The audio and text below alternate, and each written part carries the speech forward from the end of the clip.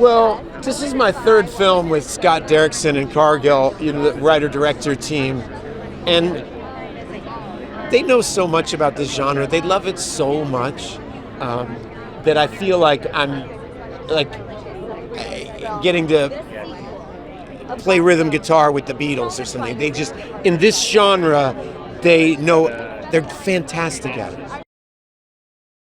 I always feel if you don't care about characters, then you don't care about the stunts. You don't, I mean, it's a lot of action movies and thrillers and scary movies, they kind of forget to make you care about the characters. And then it doesn't matter how many cool camera moves you have or how many neat things you blow up.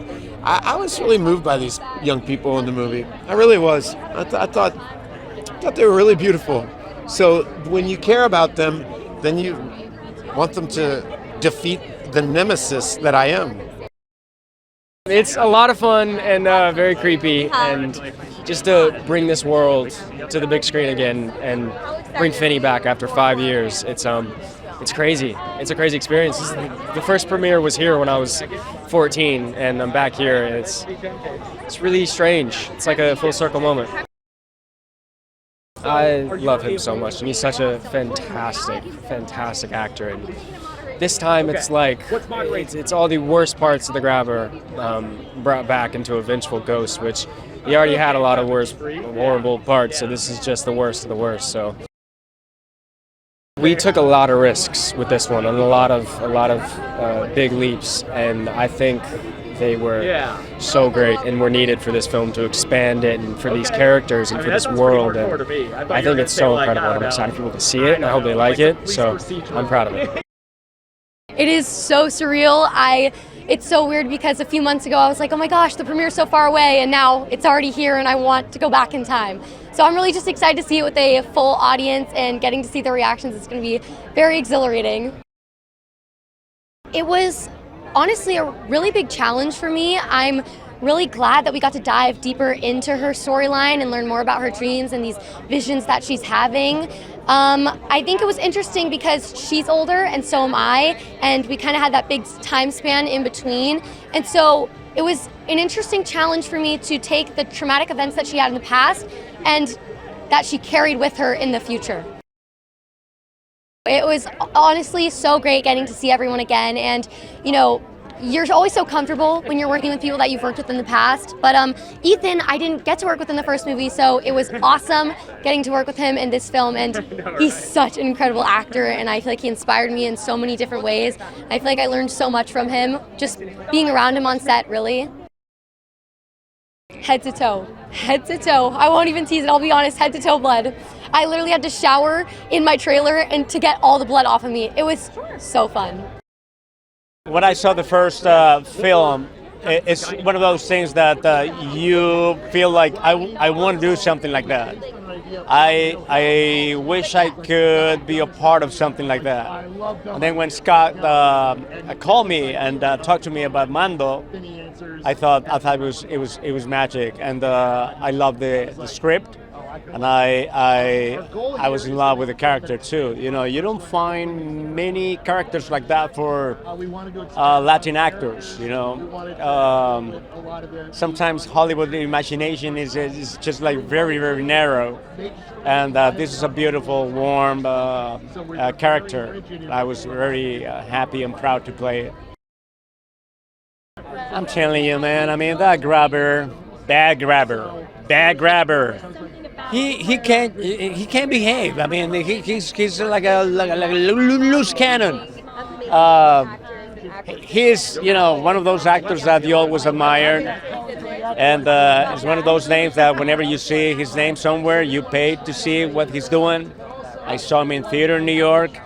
I've been following his career ever since I got here, and it's an honor to be in the same film together.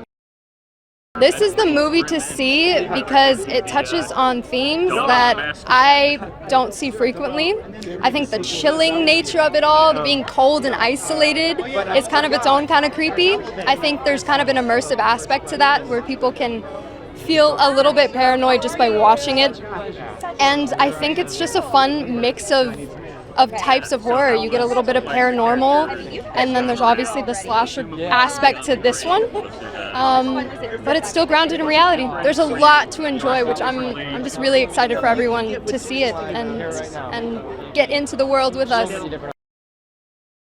I spent most of my time around Mason, Maddie, Miguel, and I think I was just really taking in their sense of play on set. They always were so lively and upbeat, but then watching them in a scene, they'd switch, and suddenly they're fully grounded in just how terrifying this world really is. And I think it's easy to kind of, it's pretend, but they would really sit in the reality of that. And so I thought they were really brave, really fun, and just all around good people to work with.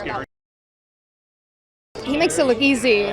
He comes out, he's like jokes, so warm, and then he's flipping an axe and doing a crazy stunt, and then doing it in one take and going back to his trailer. He's absolutely, just admire him. It's dangerously good so far. Yeah, we became quite a family, the Universal family. It's, especially it being a sequel, having already felt like a thoroughbred family. It's went to another level, which I think really shows in the film. I think this story really appeals to a lot of people. They're both such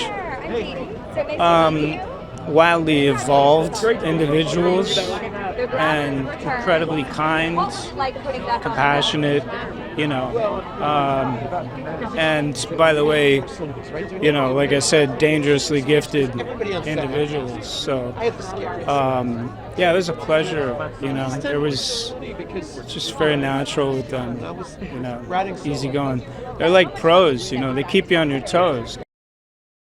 I saw the first one. I have not seen the second one. I'm waiting for tonight because I asked Maddie, I was like, what do you think? She's like, wait to the premiere. So I'm like, okay, I'm waiting. But I'm on the edge of my seat. I feel like I'm going to be scared. Based on the trailer, I'm going to be scared. I'm excited to see what happens to Gwen, aka Maddie, because it seems like based on the trailer, she goes kind of down a dark path, and I'm intrigued. I want to see what happens. So I'm super excited. It is so surreal to be included in this amazing group of talented humans. Megan has it. It's insane, right? And I think just being involved in this community feels truly insane. I am, yes. The McGraw girls have just become super close, just family friends. They're amazing. I love their mother. I love their family. They're all so talented. I'm like, the fact that their whole family acts, I think is insane. The fact that they're all so talented and sweet is even better, and they're just so genuine. And we've just gotten close because of Megan and conventions and just being around one another so much. And I'm just really happy to support Maddie tonight. It's going to be so much fun. Being back is amazing. This is exactly where our first premiere was at, and it brings back a lot of memories. So it's really cool to be a part of this sequel, and I genuinely cannot wait for people to see it. It's so different. The Grabber and everybody comes from this place of trauma. Like, it's dark. This whole entire movie is totally different, and there's so much depth to this story. And he's back for vengeance. The direction that they decided to go in was completely unexpected, but it makes so much sense. So I mean, I give all the credit to Scott Derrickson, Cargill, for just cooking up such a good film. I only got to see him when he was in character, so as the Grabber. So from what I saw, he's terrifying. But he's such a talented actor, and I mean, working alongside him was really, really cool. I want to be a film director myself, and there's literally no better film school than working with Scott Derrickson.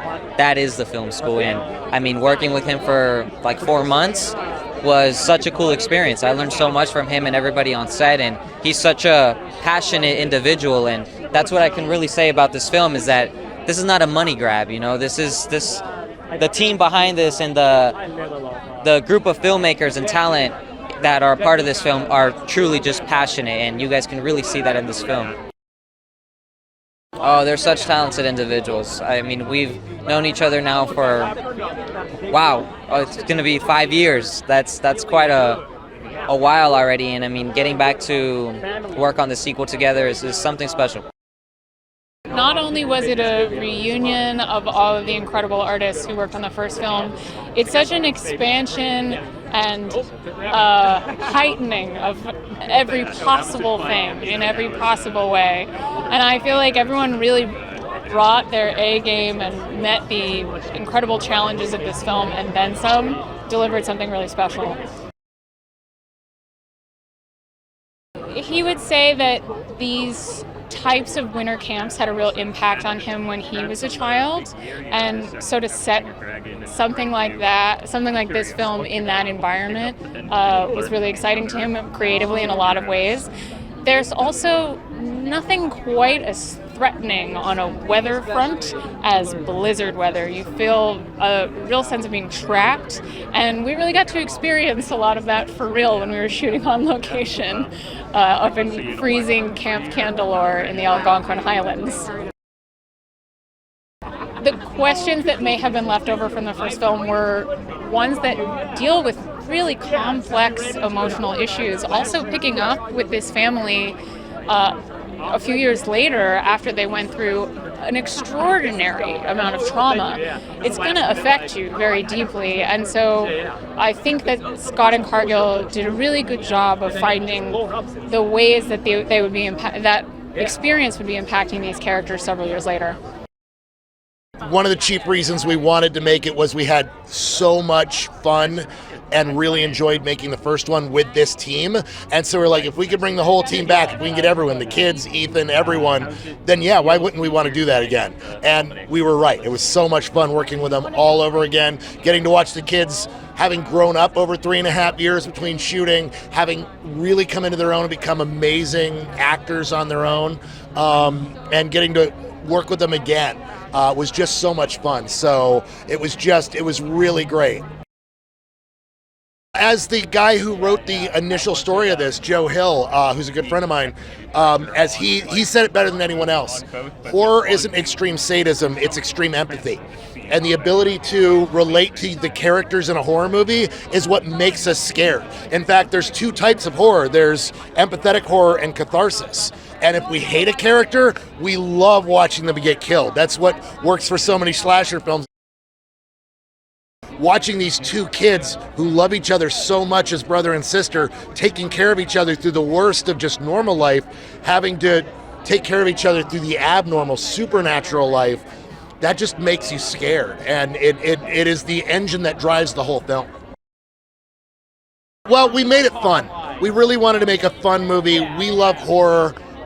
We wanted to make the type of film that would make you jump out of your seat, that would get inside your head, that would just be fun to watch with your friends. I'm a big fan of the community aspect of film, that you go and you watch movies with friends, you have friends over to your house. I wanted to make a movie that kids on Saturday night would sit with a big bowl of popcorn on their couch and throw the popcorn in the air when a jump scared them, and we think we made that movie.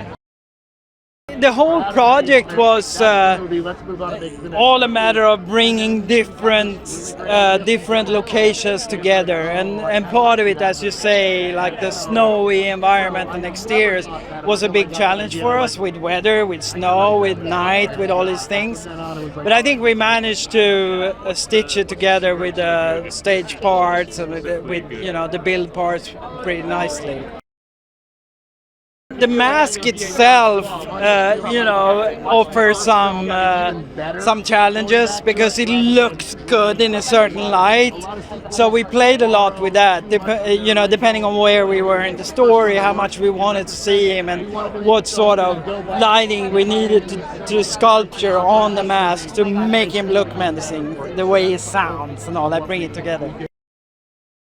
Scott has a history of using that in his movies, and he's like really good with it. So it was, but a third of this movie is Super 8, so that was obviously a challenge, And when you see the Super 8 on the big screen, it's amazing. It's just gorgeous. Yeah, and it's scary, and it's visceral, and it's just intense in a very good way.